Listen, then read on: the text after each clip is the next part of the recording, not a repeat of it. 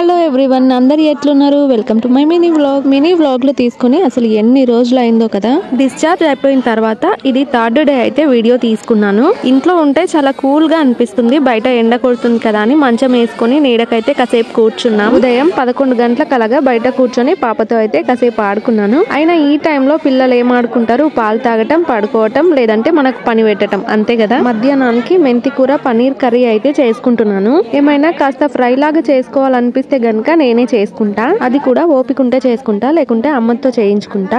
డెలివరీకి ముందైతే ఏది తినాలనిపిస్తే అది కుమ్మేశాను, కానీ ఇప్పుడు మాత్రం ఏది తిననివ్వరు. డాక్టర్స్ ఏమో అన్ని తినొచ్చు అని చెప్తారు, కానీ మన పెద్దవాళ్ళు మాత్రం ఇది తినకూడదు, అది తినకూడదు అంటూ ఉంటారు. డెలివరీ అయ్యి ఎక్కువ డేస్ అయితే కాలేదు, కానీ నాకు మాత్రం చికెన్ తినాలనిపిస్తుంది. మా పెద్దోని టైంలో అయితే చికెన్ తింటే నాకు పాలు మంచిగా పడ్డాయి. ఫస్ట్ లో అయితే ఇది తినొద్దు, అది తినొద్దు అన్నట్టు ఉండలేదన్నమాట. నేను అన్ని తిన్నాను, పచ్చిమిర్చితో సహా అన్ని తిన్నాను. మా పిల్లలకి అన్ని కూడా పడ్డాయి. కానీ ఇప్పుడు టుబెక్టమీ కూడా చేయించుకున్నాను కాబట్టి ఇంకా ఏం తినొచ్చో ఏం తినకూడదో నాకు కూడా సరిగ్గా తెలియదు. కుట్లు ఉంటాయి కాబట్టి ఇంకా తప్పదు, కేర్ఫుల్ గా ఉండాలి. నేను సపరేట్ గా ఏ కర్రీ చేసుకున్నా సరే అందులో ఎల్లిపాయలు మాత్రం కంపల్సరిగా వేసుకుంటాను. పాలు పెంచుకోవడానికి ఉపయోగపడతాయి కాబట్టి. మేము ఒక్క రీల్ చేయాలంటే ఒక్క రోజు పడుతుంది మాకు. నాకు బాగుంది, నేను మంచిగా ఉన్నా అని అనిపిస్తేనే నేను చేస్తాను, లేదంటే అస్సలు చేయను. హెల్త్ తర్వాతే వీడియోస్.